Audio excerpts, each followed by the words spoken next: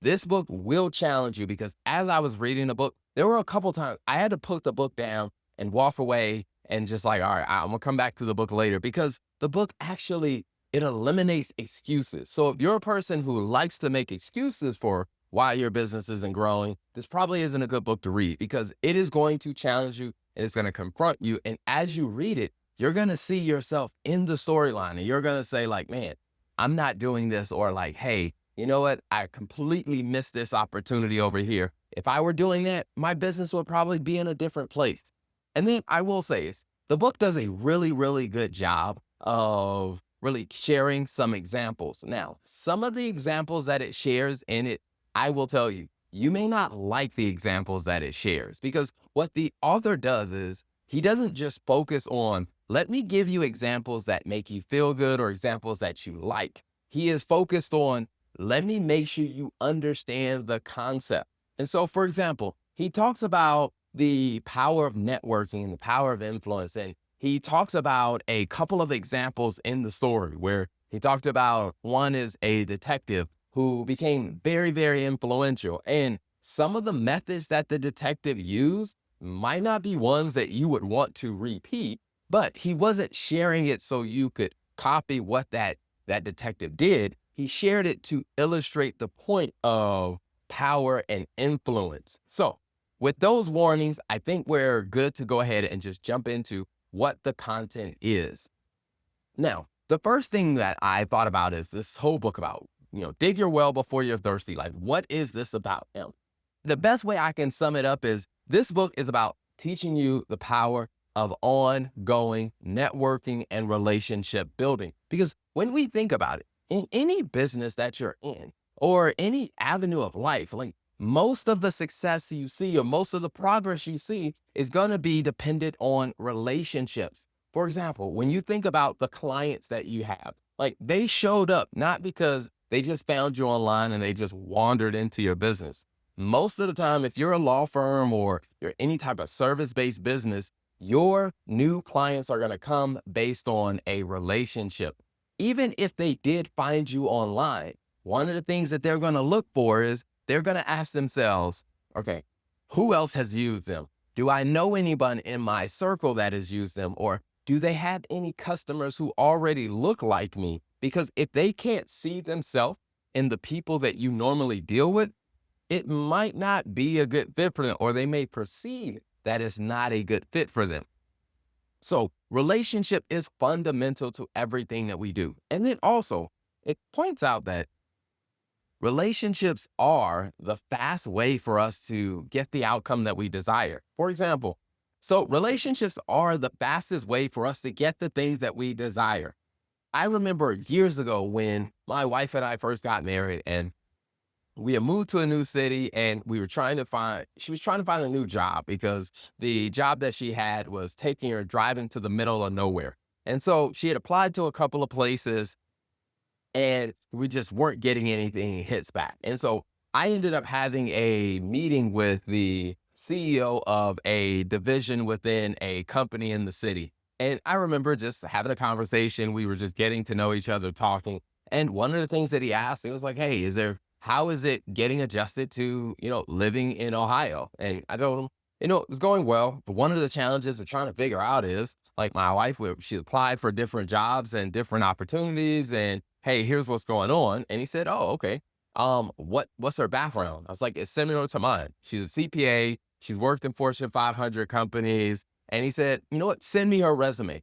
I sent him her resume. And within 48 hours, she got a call back to come in for an interview. Now, here's the thing.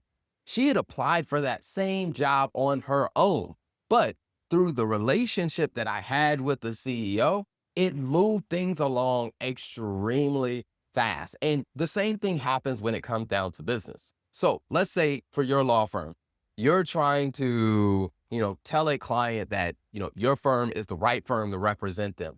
Well, if you already had a relationship with them, or let's say someone has a relationship with them, tells them the same thing, they're more likely to say yes and sign on the dotted line and move things along very, very quickly just by the nature of the relationship and the credibility of that relationship. Now, what this book talks about, and this is the part where it gets really, really, really personal, and I think really challenges you and I to really grow in so many different ways. It really talks about how you have to be very intentional about developing those relationships. See, when it comes down to relationships, they don't just happen by happenstance. Because the author does a really good job of telling the story at the very beginning of he was invited to this birthday party, and it was his friend's birthday party, and there was probably over 300 people there. And while they were there, like there were so many people that he was meeting that he didn't know. And the only thing that they could keep talking about is how awesome his friend was that was hosting the party. And a couple of things that his friend did is when his friend would talk to someone, he remembered little things about them. Like he remembered, if they told him what their birthday was, he remembered what day of the week it fell on. So if someone said, "Hey, I was born on, September 1st of 1989," he knew exactly what day of the week. He would say, "Oh, that was like a Tuesday." And he would just strike up this conversation. He also remembered personal things about them, like things about their kids, things about the vacations that they went on, things about hobbies that they had, where they worked. He actually took the time to remember all these things. Now, most people would probably just say, "Well, I'm not that naturally outgoing." And the truth is, no one is naturally that outgoing. That is actually a habit or a skill that gets cultivated over time. And what I can say from experience is if you've really invested the time to really get to know the people that you care about or the people that you want to build a relationship with, you can remember just about anything about them. Like I think about so many times that I've sat down, I've talked to people who say, "Well, I'm not just that outgoing to, to remember all these details." But I'll get into a conversation with them about, let's say, their favorite musician or their favorite sports player. And they can tell me all of these stats, all this information about this person that they have never met before. And then I would say is, "I thought you said you weren't this type of person." So clearly, you can remember things about people when you really take a serious interest in them. And that is where this first concept of networking and relationship building really slaps people in the face is if you aren't developing meaningful relationships, it's probably because you haven't put enough emphasis and value in connecting with the people that you're meeting. I mean, think about the last time you went to a networking event. How many of those people do you actually remember? What do you remember about them? Is it only surface information, or did you forget their name, or did you forget where they were? If so, that probably means you didn't put enough emphasis to remember those things that are valuable about them. Now, the next thing that it talks about is the concept of building your or digging your well before you're thirsty. See, relationships are the things that are going to bring value to your business. They're going to bring value to your life. But the problem is that when you need that value, when you need to draw on that value, if you haven't invested the time to develop the relationship first, that value won't be available to you. It's very similar to a well. At some point in your life, you're going to need water. You can only go so long without water. But if you haven't taken the time to dig your well and make sure that the water is available when you need it, chances are you're probably going to die of thirst. And that's what's happening to so many people, including myself at times, that there are relationships that I probably should have been working on and cultivating and not just manipulating or just doing it just because I wanted something from them. Because a relationship is really about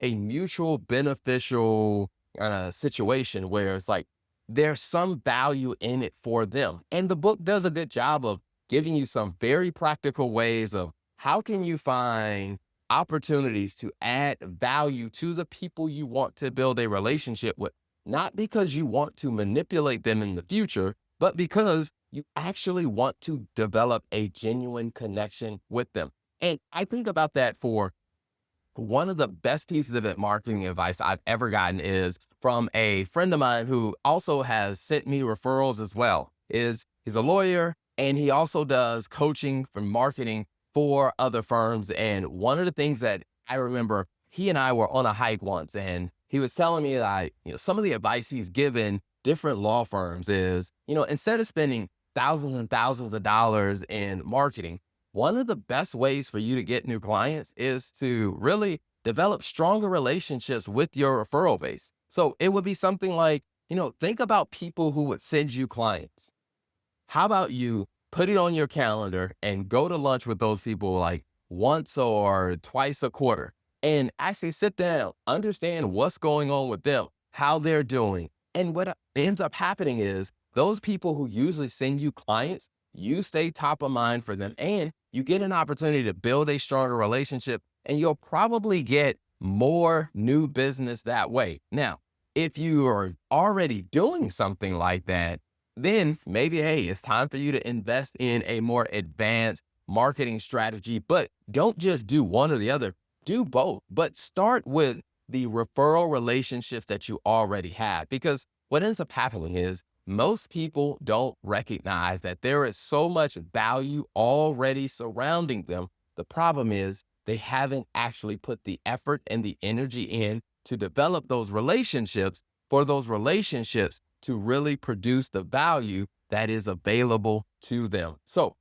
I could go on and on about many of the concepts that were talked about in this book and many of the things that were covered, but I am going to leave it there because I think this is a great book for you to pick up. So if you're looking for a great book that will not only give you some good insight and practical tips, but one that will also challenge you and help you eliminate some excuses that you may have been telling yourself or excuses that you may have been kind of adopting, but they aren't leading you anywhere successful. So if you're ready to challenge those things, this book, Dig Your Well Before You're Thirsty, is a classic and it was written decades ago, but it is a good book that I think that can really help you. So thanks for tuning in. Thank you for tuning in to another episode of the Law Firm and Finance Show, where we give you great content that helps you build a more successful law firm. So make sure you hit that subscribe button on all platforms and follow us for more content.